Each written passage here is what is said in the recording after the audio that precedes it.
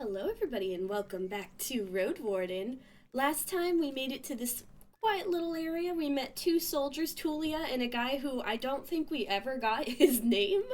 But they were very nice, so I'm very glad we were nice back to them. They even saddled up our palfrey, who I still don't have a name for. We're just gonna call him Jeffrey. But now our mission really begins. Apparently our real mission, quote unquote, is that we're supposed to make sure this area is a place that people can come and take care of, like the merchants and stuff. But we also have our own mission and just the job of a road warden in general, which I mean, I don't know. I feel like the road warden job is the most important, but maybe that's just me. So we're gonna need to start it now. We're going to ride north. We have a few different things we can do. Look at checking our journal. So we can try and find Asterion, the road warden before us, who's been missing for a while, see if we can find either a corpse or just his living body. We want to escape our difficult past, and we also want to explore. But we only have 40 days. That's another thing we have to remember. We're playing on, the middle difficulty, so we have a limited amount of time. So let's not waste any more time and let's travel north. Scary. Ooh. Even at a later hour, you wouldn't expect to meet any travelers in the valley. The warm summer breeze lures your mount forward, but the serene chirping of birds is quickly replaced by the distracting screeches and gurgles coming further down the path.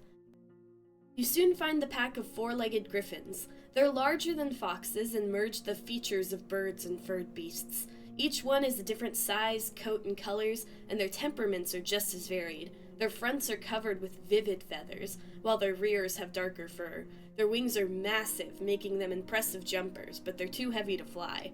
About 24 beasts are yelling, brawling, and chasing each other around, blocking your path. What are my options? I'm a scholar, so I'm not the toughest person in the world. But I do have an axe. And my palfrey, Jeffrey, is pretty fast. He's a good boy. Let's see. Ooh, on occasion you can use the Scholar's Education to unlock unique interactions.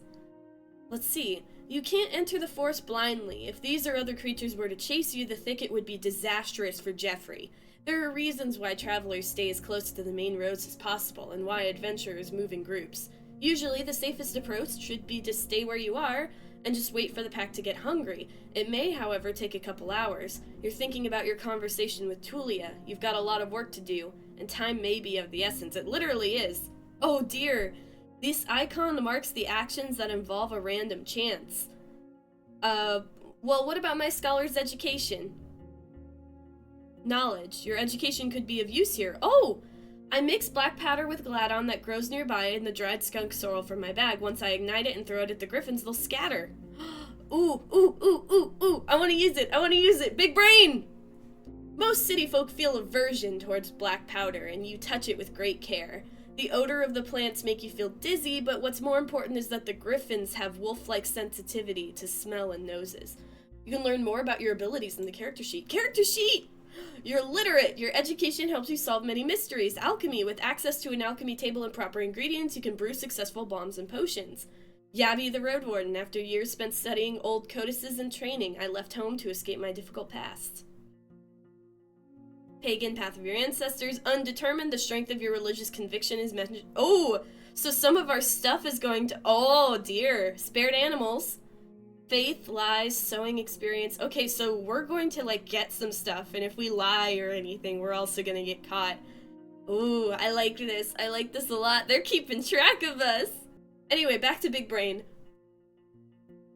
A few of the beasts turn their heads towards you as you approach the pack with the bag in your hand. You ignite your missile and throw it forward. At first, the creatures surround the source of the smoke, but then growl in disgust, even putting their beaks to the ground. They flee, allowing you to continue your journey. I climb on the horse and cover my nose. I really need to find a proper alchemy set. Yeah, if we want to keep doing stuff like that. Sorry, Jeffrey, I know it probably stinks. But we gotta keep going. We can't wait. We have very limited time. Ooh, achievement, reach the first crossroads. Why is it up there? I don't think I've ever seen an achievement drop from the top before. Is that new? Keep track of your achievements as the journey unfolds. Oh, we have achievements. My name is Yabby. I used to be a scholar. Oh, so I'm not big-brained anymore? Or maybe I'm just not, like, studying anymore. Because I'm a Roadwarden now. I'm on the road. The road splits. According to what the soldiers have told you, you may find a safe inn by turning left. The forest to the right is lush, and the trail is overgrown. Kids used to have this song. How did it go? The harshest pathway leads to the dragon's lair. To those who search for treasure, do you truly dare? The signpost in front of you doesn't make your situation much clearer. It was put here by someone who can't write for folks who can't read. Covered in old red paint, it points east. Blood there, as people say. Danger to be found. There's not a soul to ask for guidance. So, they did suggest going to the inn and introducing myself, and that's a safe place where you could probably get, like, some food and maybe don't look as nasty. My face is dirty. Why is it, like, why are people hesitant to trust me just because I'm dirty? This world seems like hell. There's, like, so many bad things, and if you die, your body has to be burned because you'll turn into, like, a zombie fog creature. But, like, my face is a little dirty and that's enough to not trust me? That's rude. Instincts say to go to the inn, at least so we could get some food. I don't want to waste my, like, rations unless I absolutely have to. What do you think, Jeffrey? Oh, I can name it! Finally! We're gonna name this as obnoxiously as possible. It's like, yeah, it's Jeffrey with a G and, It's Jeffrey with a G, 3 F's, and 2 E's. And 1 I. Jeffrey. Jeffrey, as peaceful as you stroke its mane.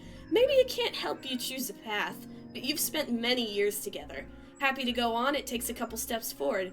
You spot a few berry shrubs and wild cabbages, but they still need at least 2 weeks to gain maturity. Time to make a turn.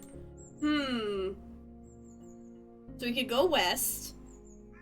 Connects deep to the forest of the east, the western wetlands, and the road to Hovlevin. You're currently here. Travel time. Explore east, explore west. Wait, let me look at the log again. The forest to the right, which is east, has blood there, so there's danger. So maybe we should go to the left first, because we don't have a lot of stuff on us. We go to the inn, introduce ourselves, and see if we can get information, specifically about Asterion. So let's explore west. Unless my directions are completely wrong, hopefully they're not.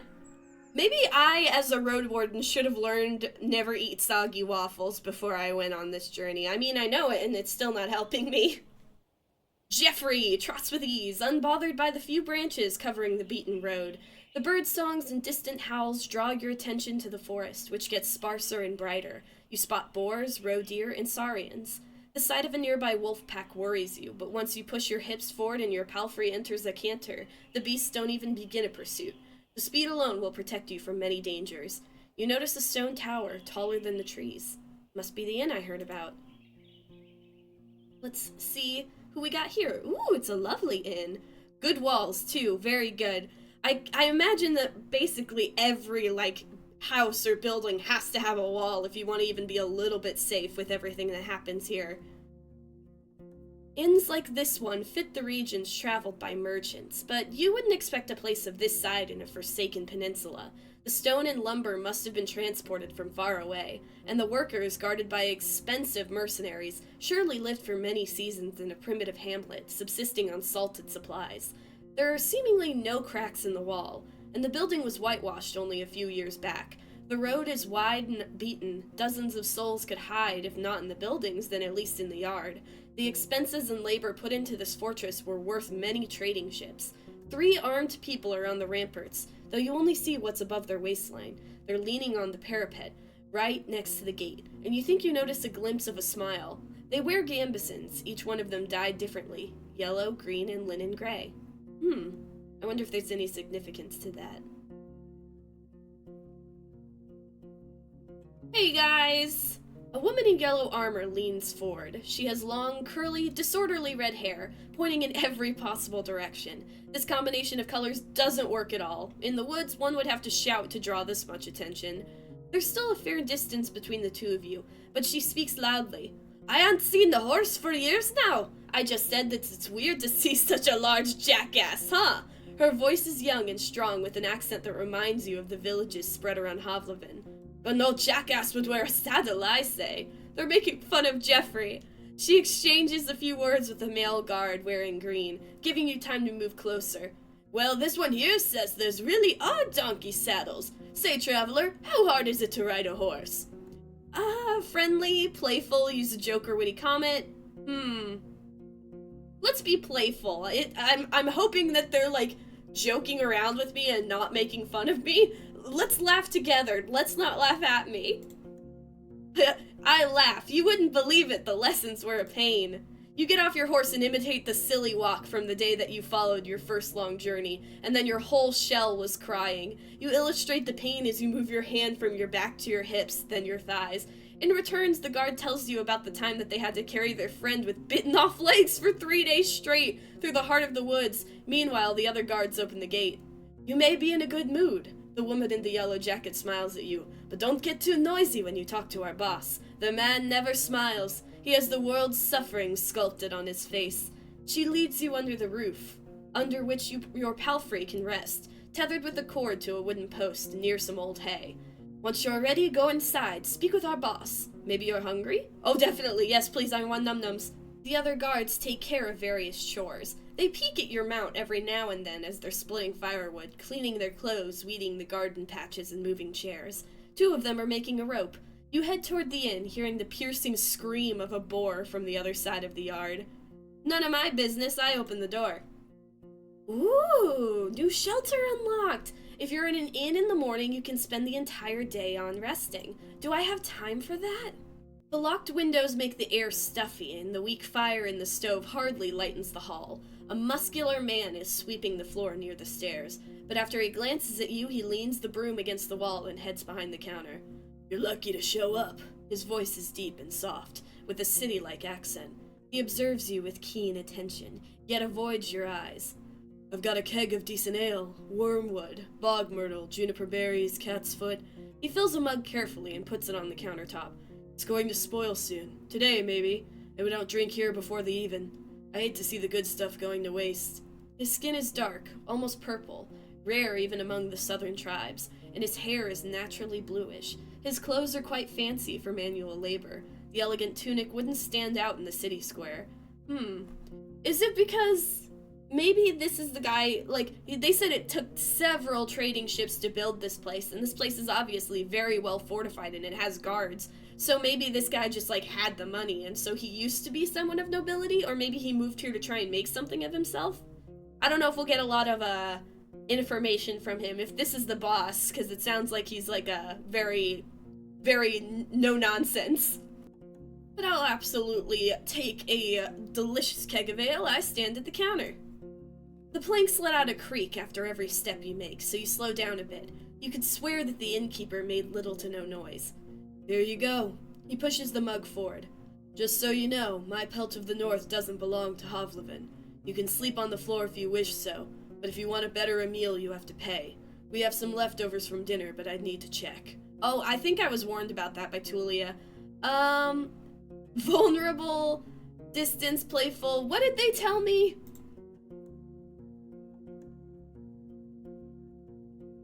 Maybe in a good mood, but don't get too noisy when you talk to our boss. The man never smiles. Okay, so maybe we should be subdued.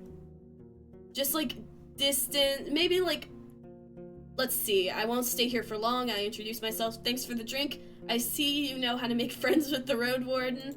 Happy to help. I'm not here to pay compliments to piss in a mug. Oh my god, don't be mean. Thank you. I'm a Roadwarden, so I'd never refuse a free drink. Be sad, tired, afraid, or hopeless. Let's just be distance. We literally can't stay here for long. We're on a time crunch. I'm here for information, mainly, and maybe some num-nums. He nods and fills another mug, this time with water. I guess there's no point in waiting for Asterion, then. I'm glad to see someone taking his place. Even my crew here hits the road only if they need to see the healers of Howler's Dell. And they're more than resourceful. A Roadwarden is always going to find work here in the north, though maybe not on the eastern road. He takes a mouthful of water and drinks it with a pleased sigh. There are no guests here at the time, or hardly ever. I can take a short break. For a brief moment, he meets your eyes. Howler's Dell. Do I have any, information on that? Hovlevin. Oh, I can make my own notes? Oh, I really like that! Well, let me make one right now, because I don't know if I have any. I couldn't find any, but we know Howler's Dell is healers. We'll remember that. And I'll be polite. I'll drink the ale. The dark room and wooden walls of the mug make the liquid look as brown as a chestnut. The lay in spring hits your nose, and the first sip is even too complex, too flowery. While the brewer has used fancy ingredients, the exotic licorice ruins the aftertaste. Now you know why there's so much left. Maybe it takes an acquired taste. The innkeeper nods. I was hoping to see someone willing to patrol the roads. Maybe you'll help me with the worrying thought I have. I am the Roadwarden. It is my job to help. What is it? There are brigands in the woods. Our place is a stronghold, so I'm not afraid of an open strike. But they've gotten more active in the last 2 years. One day they may steal our furs, and I've no doubt they're the reason why merchants come here only once. Having bandits around gets expensive. He rubs his hands together, camouflaging his paws. I want you to reach Howler's Dell northwest from here. It's the largest settlement around. I'm sure you'll get there sooner or later. Ask Theus, the mayor, about Glaucia, that bloodthirsty wolf of a woman. I've heard rumors about a raid in the north. If Glaucia is ready to break the truce with the locals, I'm willing to join forces with them to get rid of her band. He looks at the nearby dragonbone. Not too difficult, right? Just do it when you have the chance. A couple days won't make much of a difference. I'll pay you 2 coins when you get back with the news. Fine? Am I willing to bargain with a complete stranger? Well, first things first, let me edit this note. They're healers, northwest, largest settlement. We'll remember that. He prefers to stick to trade. No waste time on jokes or empty gestures. Maybe I shouldn't bargain right now. If we're coming back, this guy might have more work for us, and I don't want to be greedy. I don't know the exchange rate for dragon bones, but I don't have many on me, do I? I don't think I do. I only have 5. Valued by merchants, rarely used in the countryside. He probably doesn't have that many either. Hey, Jeffrey! So, let's just nod. Maybe I'm making a mistake here, but I feel like I don't know enough about this guy to know whether or not a bargain is a good idea. Great. What else do you need? Ah, here we go. We can ask some questions. I'm looking for Asterion, the previous Roadwarden. Are you now? He goes to the table and invites you to sit down with him. I don't think I'm going to be of much help. He rests his elbow on the tabletop and grunts quietly to clear his throat. But I do want you to find him, so... When asked about his intentions, he measures his words. Asterion and I made a risky deal. Well, a very promising one. Last time he was here, he took 50 coins. My half of the investment. That's a lot of coins. I should have bargained with you. He knocks on the table with his fist anxiously. If you get my coin, or at least find out what happened to the guy, I'll make sure you won't be disappointed after bringing me the news. Could it be that Asterion stole the coins and ran away? I don't know if that's the case, though. I don't think so, because from what we heard about him from Tulia, he's just, like, very no-nonsense. He didn't chat or anything like that. Maybe he could have, but I don't think he would have. He looks at a window and starts to play with a shutter. I just think Asterion isn't the kind of soul that would do such a thing. For him, it wasn't much of a fortune, and I'd risk saying he had earned my trust. Not only mine, you know. It's easy for a Roadwarden to make connections. He always had places to go, things to take care of. He rubs the table with his thumb, as if trying to clean an invisible stain. I've asked travelers, I've sent a couple of my pals to find him. No real news. I know he stayed in White Marshes for a day and was meant to do something for the people there. It's a village in the northwest. Just stay on the main road until you reach the bogs, then enter them. You may get there before dusk. Oh, okay. So, to get to Howler's Dell and to get to the White Marshes, we need to go to the same place. So let me know once you find anything, and we may yet return to this whole investment thing. I'll think about it. I do have to go back to Tulia anyway, so maybe we can do Howler's Dell, White Marshes, if food permits, go down, and let everyone know what's going on. I will definitely think about it. He nods.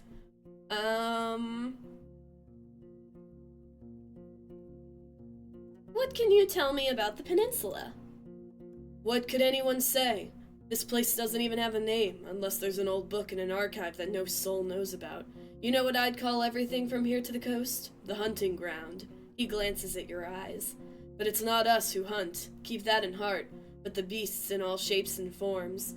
His words gain confidence slowly, which is strengthened by his deep voice. I've lived in this inn for over 10 years now, and I've only seen a couple of roads, a couple of places. It's just, once you get here and you see how harsh it is to hit the road, you have only more reasons to stay at the warm stove behind a wall, even if it's suffocating. He looks towards the windows.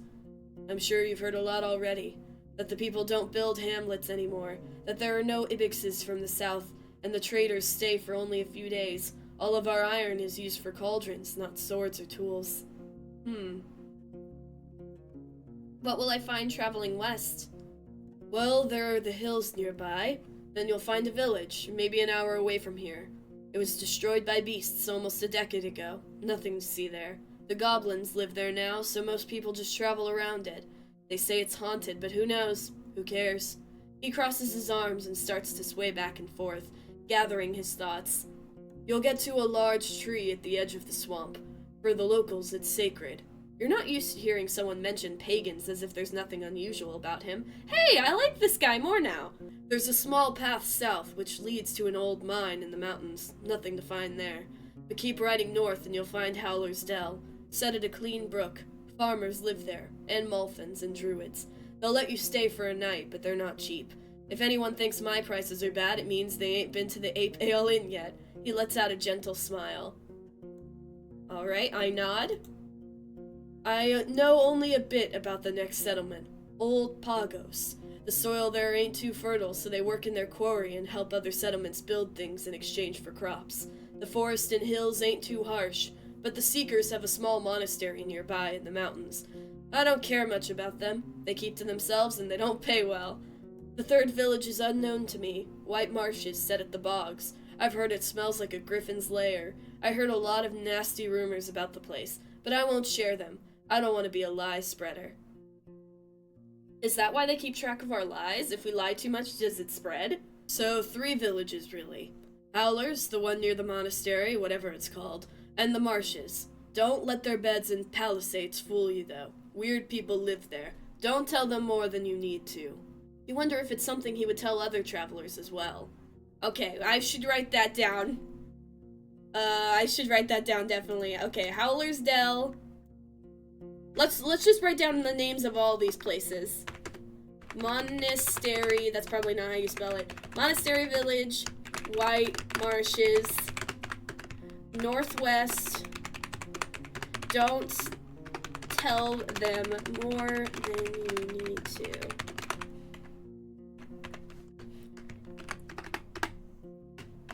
Innkeeper guy. I don't have his name. There we go. I'm going to try and take that advice to heart. I've been pretty open right now, but especially, this guy seems chill. He's chill with pagans, which is what my character is. Or at least he doesn't mind them. He doesn't like the Seekers because they don't pay well. But I figure, especially if we're getting more towards Seekers and whoever the healers are, we might run into people who won't like us. Not everyone is gonna be nice to us. I'm sure that that's gonna happen soon. Are the eastern roads as rough as I heard from that blood sign? Pretty much. Don't leave the main road, I'd say. Not so far from here you'll find an old dolmen. Few of my people had to spend the night there, and monkeys stole food and gods from their bags. It was their fault. One of them had fallen asleep in the middle of his watch, but, you know. Eastern forests are wild, the roads are rough, almost no soul lives there. One day all these roads will be swallowed by the trees again. The furthest my team has ever gone was the home of the Enchantress, Just stay on track until you reach the crossroads, right near an abandoned watchtower. From there, turn east. You'll recognize the place. It's a nice home in a lonely meadow surrounded by a wall. He looks towards the closed window, then at you again. Kind of like our walls, but simpler, without coding. She lives as a hermit. Eudokia. Eudocia? I don't even know how she survives there, but if you don't have decent coin, you won't find much there. Okay, so she can enchant stuff for me? So, back to the crossroads. If you turn left instead, you'll see a road. People stay away from it. It connects the tower and the monastery, a shortcut between the two sides of the peninsula. I was warned by the locals not to use it. It already belongs to the beasts. Okay, so don't use the crossroad. Don't use the shortcut. It's a bad idea. And you know, I don't know how many beasts that little stinky bag trick I did will work on. Have you ever been to the northern coast? I only know about another inn. It's far from here. Maybe a day on foot, a bit less from the eastern side. His eyes once again focus on the floor.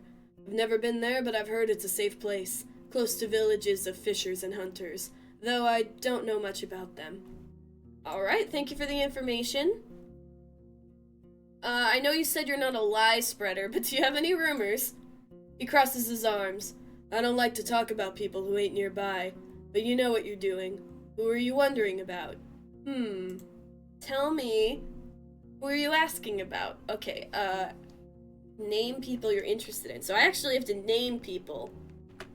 Asterion. Can you tell me anything about him?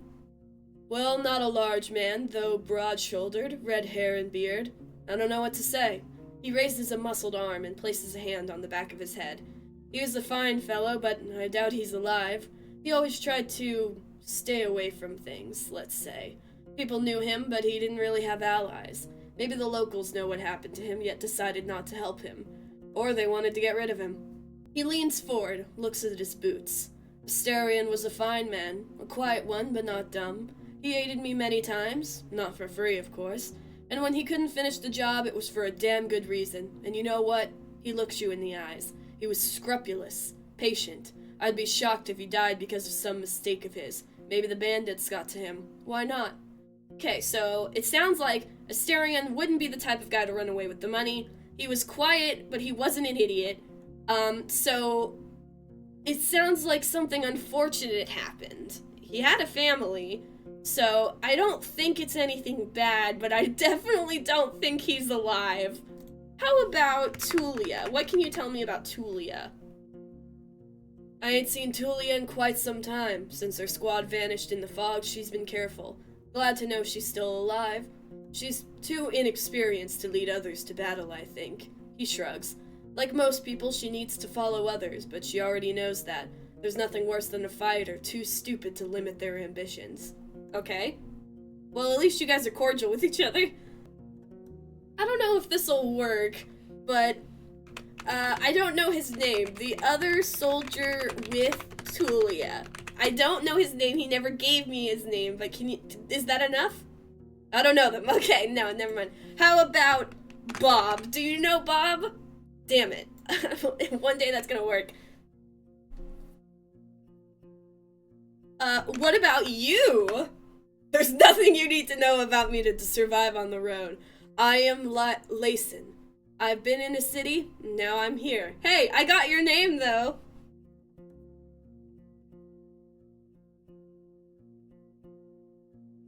Is that Layson or is it Ison? I'm gonna say Layson. You arrived here about 10 years ago. Okay, one last time. What do you know about me? Don't get awkward, Roadwarden. I'm sorry, I had to try. I think I know so few people's names right now. I don't think I'm gonna get any other information. I literally have 3 people's names, and that one soldier guy who never gave me his name.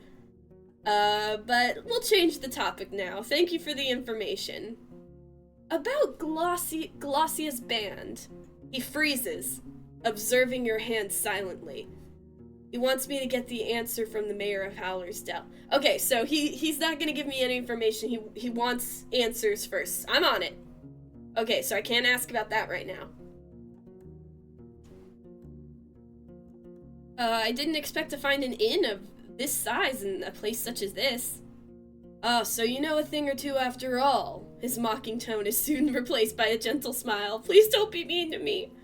It was built long before we arrived. It didn't work out well for the previous owners. Once the war ended, they left. Not enough travelers, bad trade, the villagers sticking to themselves. We, however, came prepared, and now we're prospering. When you ask him about how they can afford all the supplies, he runs his fingers through his dark hair. I'm not against running an inn, but we don't rely on guests. We're the ones doing all the trading. My hunters are a clever bunch and stay safe in the forest. In exchange for furs, claws, and bones, we get what we need and more, both from the south and the north. He relaxes in his chair. We have a good life here. We spent a whole lot on armor, crossbows, lumber, spears. But in another 10, maybe 20 years, we'll have enough savings to move to Hovlevan and not work for another day in our lives. We take risks, but smartly. The team is stronger than ever, and I have big plans for us. Ah. I don't know if I should ask this first one. Is there a good story behind the inn's name? I mean, there's a story, but not a good one. He clears his throat. For years I wanted to have an inn called Pelt, but in my city it would be bad taste. Taverns and inns named with a single word were cheap, had a nasty reputation.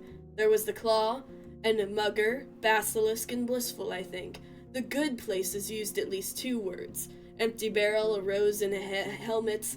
Empress's Smile. Pighead was the exception. It was a real dive. So imagine you're just, like, not creative and you can't come up with a good name and everyone thinks your bar is shit just because you don't have, like, a creative name idea. In my soul, it's still just a pelt. Pelts are what we came here for, and that's what will make us reach our goals. I'm gonna ask this question, but I think it's a bad idea. It's surprising to find a purple-skinned man so far in the north.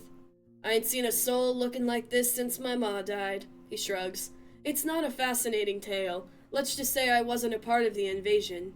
Yet I'm glad it freed all those who were chained by the cities and their corsairs. He looks at a wall. I'm Liason, by the way, but I rarely hear the name. I already got your name, I bamboozled you. I'm just kidding. Oh, actually, let me ask about Glaucia. I've met her more than once. She's older than me, wrinkled, tanned. I don't know how she has survived for so long. I've heard she's from the coast. I don't really know her story. She's strong, though, and convincing. She wanted to move her band to Pelt, make huts in the courtyard. When I told her to leave, she didn't make a scene or anything, but her face, it was chilling. He looks at the stove. She may want revenge. Glaucia is a cruel soul in a scary shell. Gotcha. What about the other name? I think you gave me the name of the mayor. Theus. That's the mayor. What can you tell me about Theus? And that's the last person I can ask about. I think I spelt that wrong.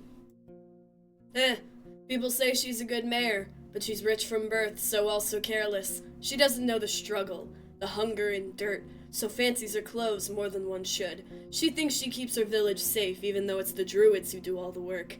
He looks down, but finally speaks again. She may be frivolous, but isn't stupid. If you're smart, better keep your eyes open. Gotcha, good to know. What do you have for sale? Ooh. Oh, a trader! You're a trader, too! I can go and pick up a few things for you. Some food for your travels to start with. Apples, nuts, sausage. Not too many at once. We need to maintain our supplies. I've got an elk fur I don't need. Its buyer was caught by a pack of red wolves. Nice for a sleeping spot, just as nice for a wall. An almost untouched bowl of soap.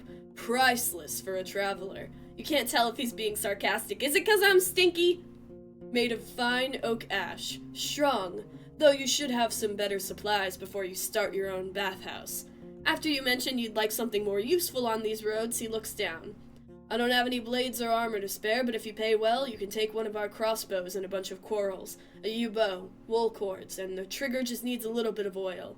It's as good as you can get without soaking it in magic. Takes a bit of muscle to draw, but even a 16-year-old can handle it. I won't sell it cheap, but I'm ready to give a discount to a helpful ally. So what I'm hearing is, I do stuff for you, and I get a discount on this crossbow. What have you got? Food rations, elk, 30 dragon bones! 30? Dude, that's so expensive! Oh, you do have soap, though. What if I buy some rations and some soap? I don't have a lot of food rations. 3 filling meals. So they each come with 3. And I have 6 rations right now. Oak-based bombs. So what if I buy this, and I'll buy that? You can buy more tomorrow. Okay. I think that's good enough. I don't have a crossbow, so I'm gonna have to wait on that. But I've got some stuff. What day is it? 13 hours, 0 minutes before dusk. 39 days before autumn. Is it worth it to keep going? Do I have anything you'd like to buy? You pull out some items, but the innkeeper shakes his head. I don't need those, nor could I sell them to anyone. I'd rather make coins than waste them, so bring me something of value. Oh, alright. Different traders are interested in different things. They will purchase only some of the things you have to sell, and their offers may vary. Alright? Do you have any food, please? Yes, I feed them to our boar. I won't give them away for nothing. He tells you to wait, and then leaves the building for a few minutes and returns with a wooden bucket and a long stick ending with a hook. Go through the gate and turn left. You'll see a bunch of bushes. We need some berries. Bring me a bucket full. You'll be done in half an hour or so. Your horse could use a nap anyway, and I'll prepare something to fill you. The hook is not made of metal or wood. It's a long curved claw, almost black. I'll do it. I don't think I should whine about getting free food. He literally is like, if I have anything, I'll give it to you. I don't want to be like, oh my god, you want me to work for food? I'm not having to pay for this. So I'll do it. It's just berries. It's fine. I reach for the tools. Half an hour, that's quite a lot for berry picking.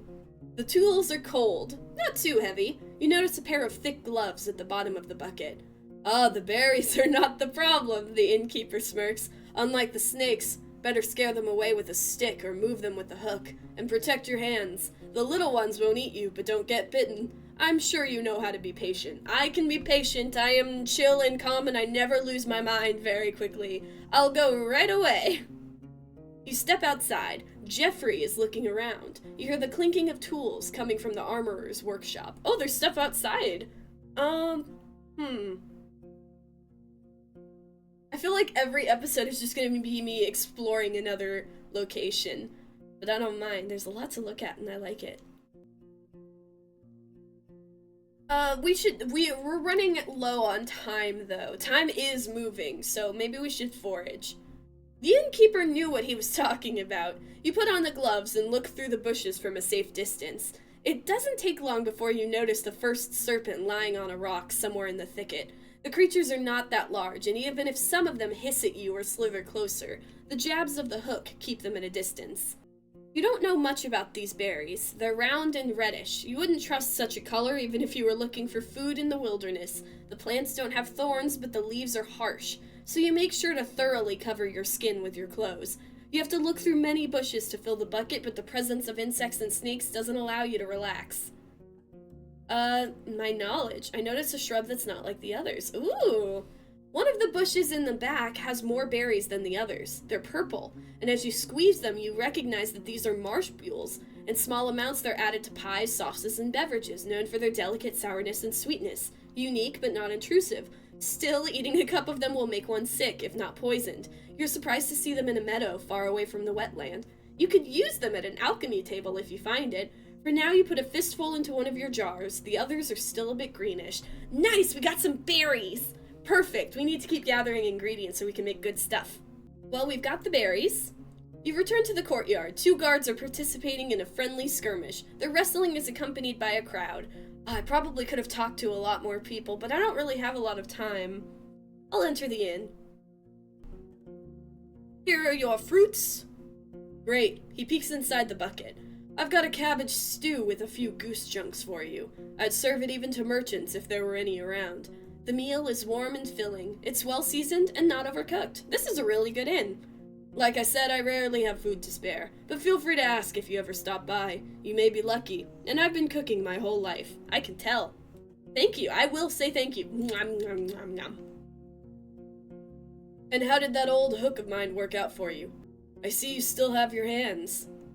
I could lie? Why would I lie? I mean, it's a good hook, but... could I buy it? How much would that... Oh, I don't have a lot of money.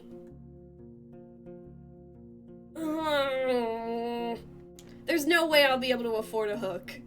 It's made with a claw. That means it's from, like, some type of beast, right? There's no way I could afford that. I'll give it back. He takes the tools from you and nods. Need anything else?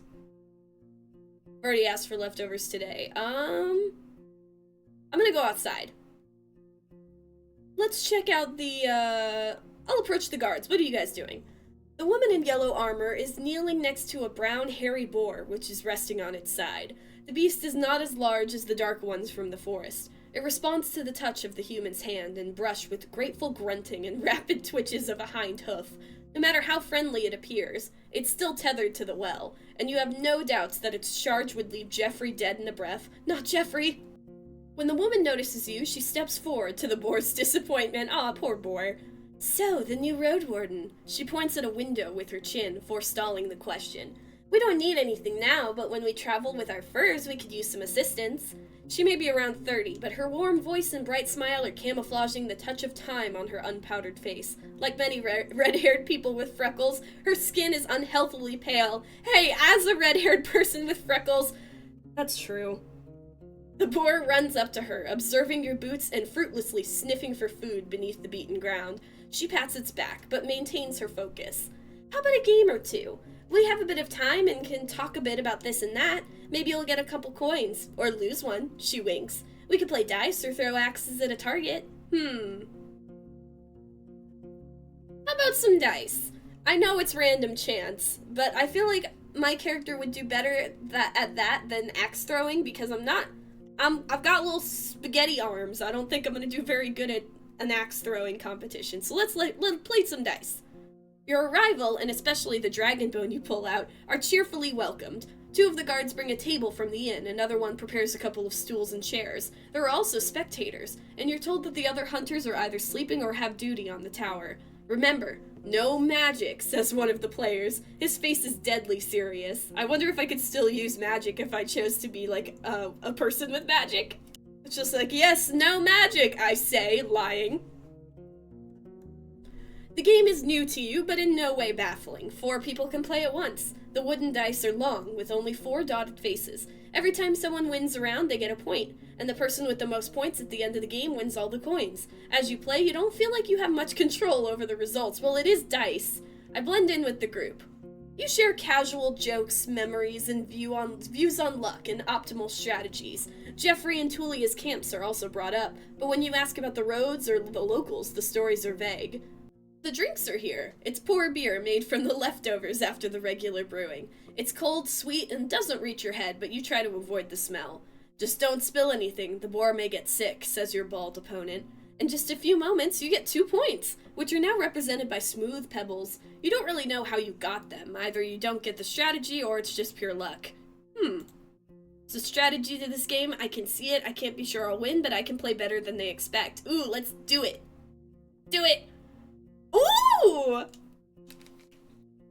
During the final round, you get ahead of everyone, and the spectators playfully comment on your moves. The winner takes all. 3 dragons are placed on the table, and you put them into your pouch quickly. The tables and chairs are moved back into the building, and the yard in yellow armor thanks you for playing. Is there anything you need? Have you ever been to the heart of the woods? Let's start off very aggressively. We sometimes hunt south from here. There are good hunting grounds in the western half. The second one is too overgrown. Maybe the soil's different? She shrugs, and then moves the hair away from her forehead. But it's a risky spot. There are tree ants there, and wolves, even the furless ones. And if you have to go through the tall grasses, watch out for what's on the ground. There ain't many archers in the trees. She smiles as if it's a joke. There are all too many worms, even larger than a water leech. Oh, jeez. Can I get a name? Tell me about yourself. Oh, what was that? After a brief giggle, her voice gets cold and serious. Oh, dear. Nah, Roadwarden. We use names and stories among friends. You ain't one. Don't make me tempt curses. Okay. Oh, I thought we were having fun. Okay, never mind. I was foraging for berries.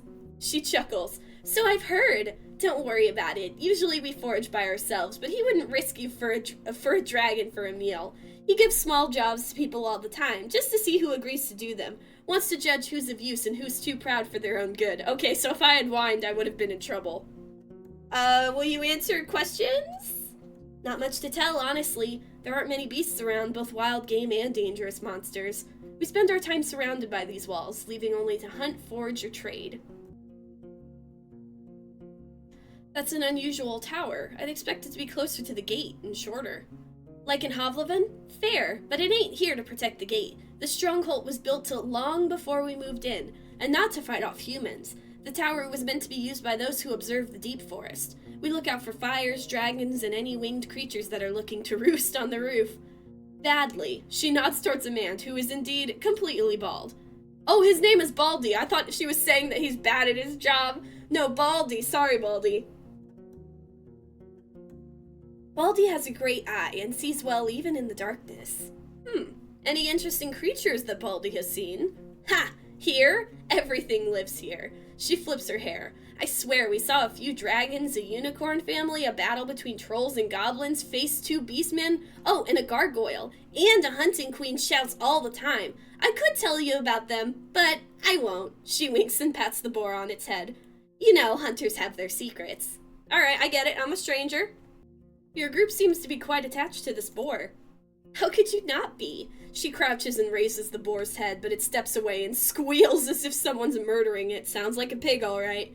It came with us from the city, just in case. We have no clue how our first winter would go, so we needed some backup meat. And it works, too. Cleans the dirt. She reaches out to the beast again, but it trots away. The woman straightens up with a pleased sigh. We haven't needed to eat it so far, but it's also funny. I learned in my home village that the farm boar is getting a bit smaller and more cuddly, kind of like ibixes. So it's not such a wild, dangerous beast, but we don't let it get close to the other animals. Or children. Probably smart. What do you usually hunt for, or if you'll tell me that? Anything we can eat or sell. If there's a partridge, a squirrel, or a rat, we don't complain. But when we move as a group, we look for something larger. Deers and aurochs are delicious, but we don't always look for taste alone. There's value in bones, antlers, claws, tusks, things people use to make tools or sculptures. We use some of them to make tools and spears. You can never have enough spears. She pauses and looks at a strand of her hair, then suddenly speaks up again. And we look for furs, of course. What can I find north from here? I'm sorry, we don't really go into those regions. We stay close to home, only sometimes move south or west to Howler's Dell, but only to trade. They're fine with buying more than they need, since they then take wares to the coast. She takes a long breath, twirling her hair and gathering her thoughts. You know what? I've never seen a beach, and I've been living here for, how many?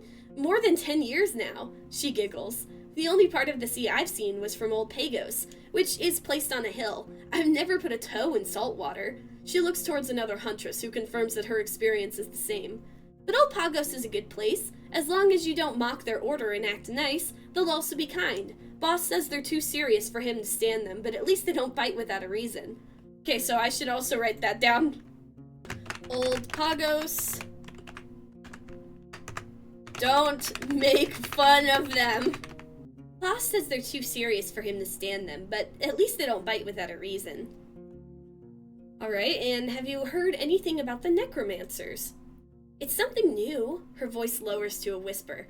I've never been to White Marshes, but over the last years we've seen people moving away from there, south. They told us that the place has changed too much. A priest died, I think, and the new one awakens the dead. Sorry, Roadwarden. That's all I know. If she's hiding something, she sounds convincing. I bet she is hiding something, but I will write that down. We have to go there anyway. Asterion is there, so we'll take what we can get. So, White Marshes, necromancy, question mark?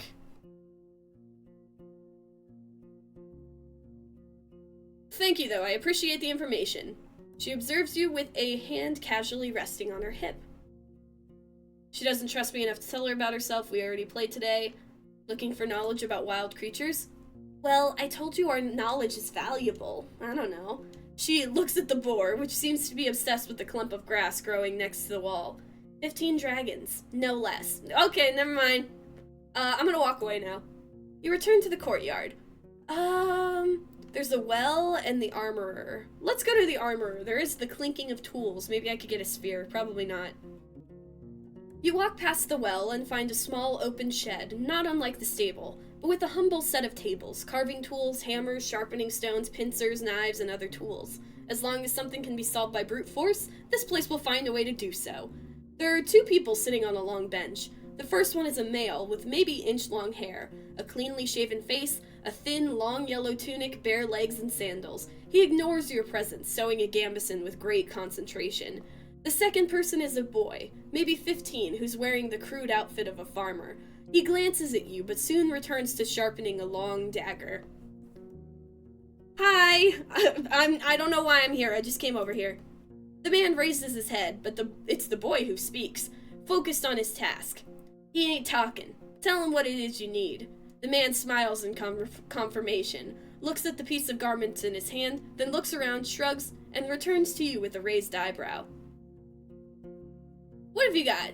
He nods and points to the laces from— oh, a new trader!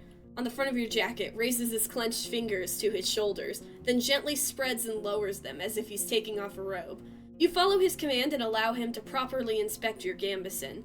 After a few minutes, he gives it back, then reaches for his pouch. He pulls out 1 dragon bone, shrugs, and then takes another one and waves both of them in the air, pursing his lips. He makes a few speech-like noises with his empty mouth, groaning what sounds like, I don't know. I mean, having my gambeson fixed up is probably a good idea. Consider his offer. Gambeson repairs in 1 hour, your jacket will be carefully patched up. I mean, it's only 1 dragon bone. Only 1, and we only have half our armor right now, and this could be the difference between life and death, so yes. Your jacket is as good as this armorer can make it. Look at that! 3 out of 4! It will even stop even a life-threatening strike with your current gambeson. It's the best protection you can get. I look at the youngster. Learning the trade? Kind of, he answers reluctantly, but his teacher pats his knee, giving him a harsh look. The kid clears his throat. Yes, but we both ain't masters, you see. There's not a soul to teach us, so once I'm ready, I'll try hunting instead. Fixing things for others is boring. The man grunts a sound, though you don't understand it. Seeing your face, the boy chuckles. He said safe. Let's meet in the middle. Boring, but safe. The man nods. Hey, compromise. I like it. Plus, on the right side, there's 2 of them, and even if the kid doesn't like it, if something happens to one of them, then the entire place isn't screwed. Could you patch my clothes if they were torn? Well, I think they can already do that, but I'll ask anyway. He shakes his head and points at the uneven seams on his own tunic, then grabs a crude bone needle and shows you its broken head. He wouldn't even if he had the tools, says the boy, but you can try on Howler's Dell or Gale Rocks. Gotcha. I feel like this is mean because I already asked, but I feel like this gambeson could use some adjustments. He nods enthusiastically, but then apologetically points behind him at a small box filled with basic tools. He ain't that experienced, says his assistant. We do this and that, but only the simple things. Alright, well, I did get my gambeson repaired, so I am happy. Let's check the well. It's the only thing we haven't done here. The recently renovated wooden roof covers the well from rain and birds. One of the guards is enjoying a cold drink he drew with a bucket and tells you to only use as much water as is necessary. The oak ash soap you own can help you get cleaner. You need 3 pieces of bathing equipment to get more out of this place. My clothes need no washing. I step away. I mean, if I go to sleep, aren't I just gonna get dirty again? Oh, wait, I can travel. Let's wash ourselves. Splashing yourself with cold water from a bucket, it won't take away your smell, but it's enough to remove the tallow and sweat from your skin or mud stains from your clothes. There, I look a little better now. Now let's see, do we want to travel? I feel like we should travel a little bit. Just to maybe we can get to the next area. We're trying to get to Howler's Dell, and then after that we want to get up towards White Marshes. We have food, vitality, armor. We're not as dirty, but we don't have a bath, so we're kind of like SOL right there. How about... It's northwest. So we need to keep going this way. West, and then we'll have to go up. So let's go a little bit further, just to see if we could get to the next area. Because we're gonna have to travel either way. The road uphill meanders, slowing you down and forcing you to pay close attention not only to the shadows of the trees, but also the tight, rocky passages. You can't help but notice a few caves and fine ambush spots. Yikes, okay. Keep an eye out. We don't want to get ambushed out here, especially since it seems like there are bandits in this area. Not that we have anything really useful to take. Keep an eye out, though. Oh! The ruined village. Oh!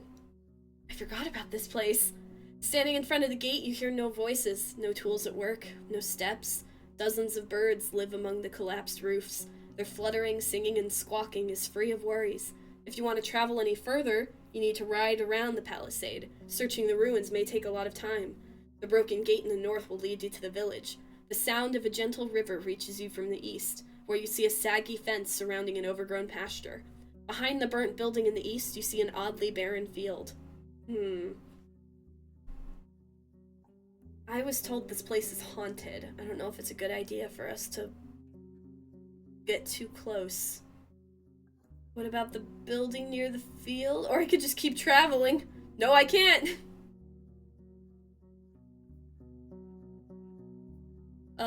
Let me take a closer look at the gate. The palisade is in good shape, and the entrance wasn't even touched by the fire. It was torn away, possibly thrown. The amount of used force must have been huge, but you'd expect it would push the gate into the village, not away from it.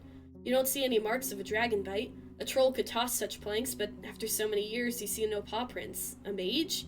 You can't really tell. What about the building in the field? The broken logs and planks are charred, while the wooden walls are rotten and covered in moss. You see no ashes or dust, proving that the fire happened long ago.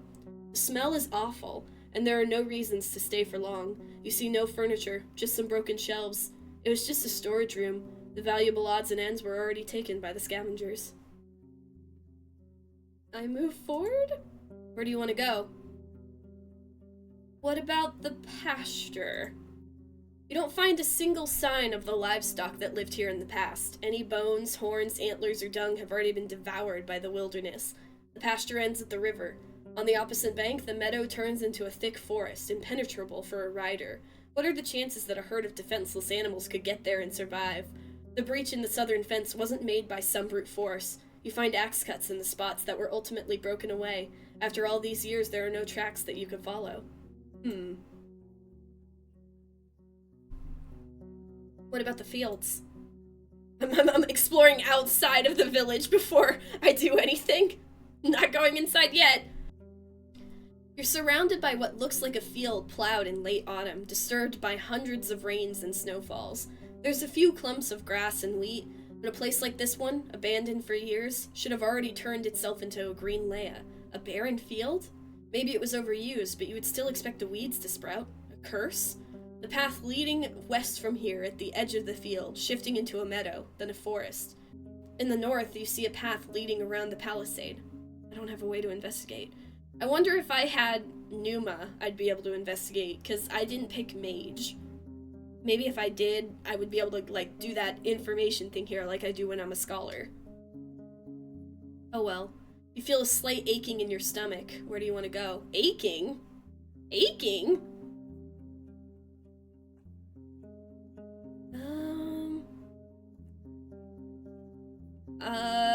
Southwest part of the village? There are buildings, some of which have collapsed, are made of wood, now charred and rotten. You spot claw marks on the walls, especially close to the doors and window frames. They could belong to a dragonling, or a larger wolf, larger than the gray ones, or a corpse eater. So many options to make a guess, yet no beast remains in sight. You find the remains of clothes, furniture, odds and ends. Only one object seems to be of use, a basket-like fish trap made of vines and willow branches. If a large fish swims into it, it won't be able to get out on its own. Hey, that's good for me. Num-nums. Your stomach makes you let out a painful groan. Where do you want to go? Why am I hungry?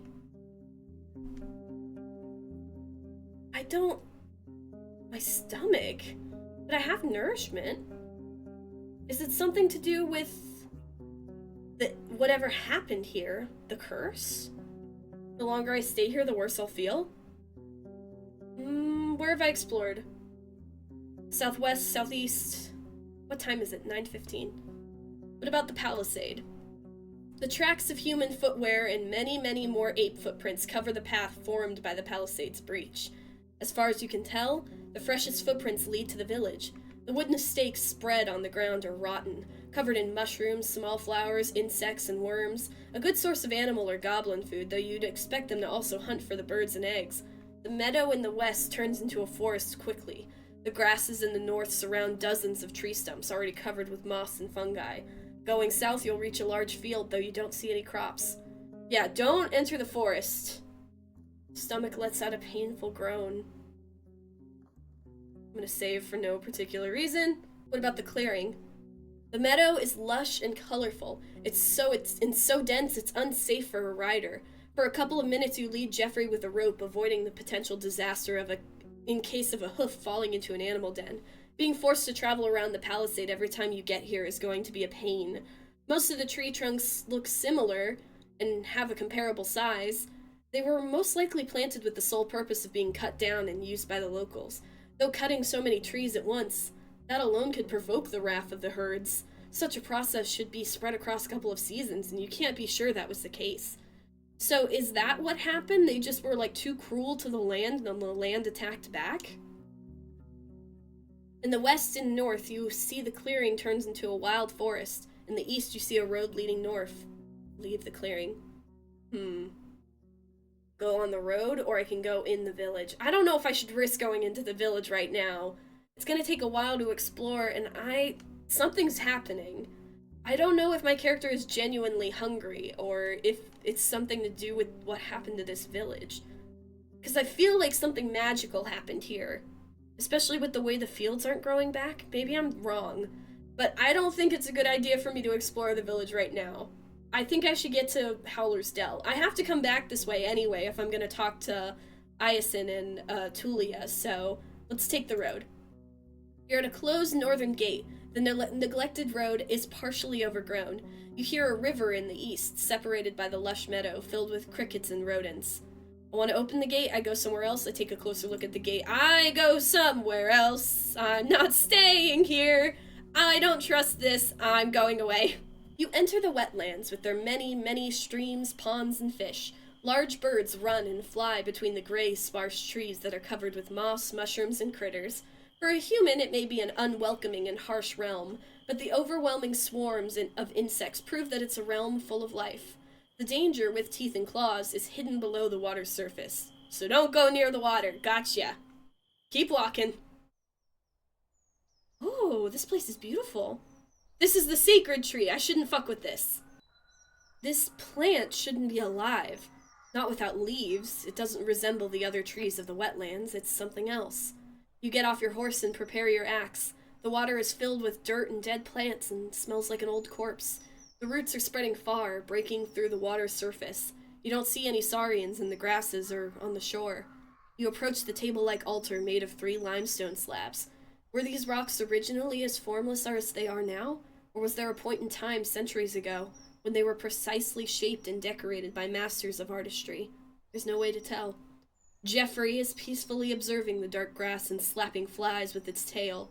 Whatever it is that you feel in the air, it's clear that your companion sees through this place with very different eyes. Maybe I should bring it a gift. I mean, if there is some sort of spirit in this tree, I should probably be nice to it. You've never seen a soul carrier like this one, but you find a comforting glory in its haunting form. You see it as a part of the natural order, an incarnation of death. For many city folk, the only acceptable wilderness includes wild game, flowers, and birch sap. But you know the value of balance, the cycle of all things. You wonder what sort of offerings people bring here. You doubt that an altar like this one could play only a ceremonial function. Animals, maybe? Let's approach the altar. I don't feel comfortable about the water. There's clumped dirt in the uneven nicks, fused by years of winds and rains. The bottom surface of the table is dusty, but you don't find any spider webs or mold, even though it's a perfect spot for them. The tree roots cling to the altar in many spots. They're firmly attached. You struggle to move them even by an inch. The creamed-colored limestone is cold and smooth.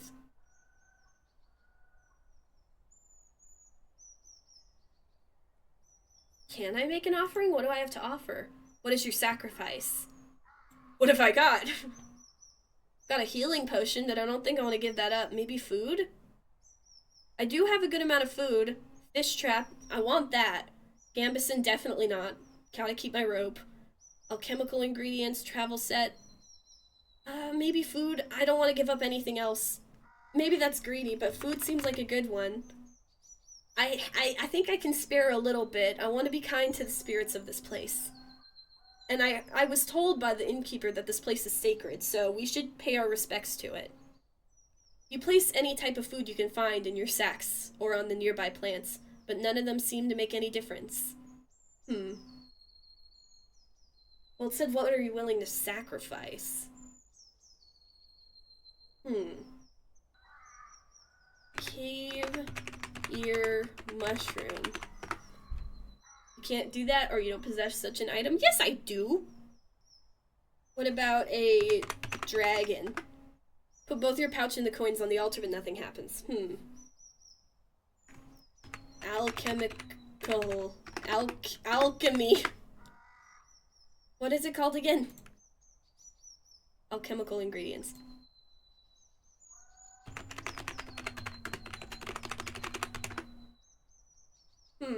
Let's walk away. Look into the water. You step cautiously. Without knowing how deep it gets, you have to consider that a saurian would be camouflaged in the mud, waiting for a victim to get near. Since you don't plan to kneel down and drink, you're hoping to dodge a potential strike. Once you get closer, you start breathing again. While the water is dirty, it's also shallow. You see the vegetation, swimming insects, even small fish. All of them stay away from the tree's roots, which looks like spider webs covering the bottom of the pond. Aside from that, you don't see anything that would catch your attention. What about the roots? You kneel in front of one that's lying on the shore. It's brown, covered with hair that resembles that on your arm. When you touch it, it's moist and soft and warmer than you'd expect. This is a bad idea, right? I do something with it? What do you try to do? Respect it. Caress? Pat it. Okay, that didn't work. Feed it. Talk to it. Can I talk to it? No. Alright, I stand up. I don't think I can do anything else. I've been around here for like an hour. Maybe there is something I can do here, but I don't think I have anything I can particularly give. So I think we should continue on our way. Maybe we'll come back here one day. If we have something to give. But I don't think we have anything to give right now, so let's go up. Oh! Are we here? Uh-oh. You slow down. Among the shrubs, a small pack of dragonlings is feasting on the carcass of a grey auroch. One of them, with red feathers on its arms, straightens up and gives you a curious glance. Its head tilts left and right, forward and back. It screeches at you, but doesn't move forward, and returns to its meal. You wonder what would happen if you were on foot. Would they let you be, satisfied with their prey, or would they run after you? But if so, for what reason? For now, you have enough space to move forward, yet stay safe. The powerful jaws break into the monster's bones loudly, then bite off and swallow chunks of meat. Let's be careful, but we're gonna keep going. As we make it past, and I think... we've made it! Are we here? Ooh. Oh god, it's almost dusk. The beaten road serves your palfrey well. The forest to your left becomes sparse and brighter, and there are dozens of human-made paths among the fruit-bearing trees. On your right, there's a large pasture with at least a dozen massive malfins. 2 of them, already sheared, look comically small. Soon after that, you ride along vast, flourishing fields filled with rye, still green, preparing itself patiently for the second harvest. The path ends with a massive wood gate. The stone wall separating you from the glow of lights behind it isn't as tall as the roofs, but you can't imagine climbing to its top. There are pretty much no cracks, no missing bricks, a sign of many hours of labor, especially considering how massive the settlement is, as wide as the city district. So this must be the place we need to go, Howler's Dell. The birds and monkeys are now just a distant echo, replaced with the sounds of carts, running, hammers, saws, laughter, and shouts. We made it! We made it to Howler's Dell, and we do have business here, and then we have to go to White Marshes after that. But I think that's something we have to take care of next time, because we've already been wandering around for a while. We talked at the inn, we messed around with an altar, dealt with some griffins, and maybe we can rest here. But I feel like we should keep in mind what we were warned by the innkeeper. Don't tell him more than you need to. It may seem nice here, but we need to be careful and keep things to ourselves. So I think we need to do our business and keep going. But we should also look into seeing if we could get some more food, maybe if we could take a proper bath, that would be nice, and maybe see if we could learn anything about that tree. I'm very curious about it. I know I probably shouldn't mess with it as much as I was, but I wasn't gonna kick the root. I'm just trying to be nice to the tree. I just need to figure out the proper way to be nice to the tree. But yeah, I think we have a lot of work to do. Maybe we can learn about Asterion here, but I think our goal next time, go through Howler's Dell, get the information here, and then maybe go back up to White Marsh. Well, not back up. We'll go to White Marsh for the first time if we can. But I think there's also a place in between that, so we might learn some stuff there as well. We'll have to see. We still have 39 days, so we're making good time. We just need to keep up, I think. We can't waste time. We have a lot to do and only a little bit of time to do it. So we'll take care of Howler's Dell next time. But until then, thank you guys for watching. If you enjoyed, please consider subscribing. Remember to take care of yourself, pick some berries for some leftovers, and have a good day.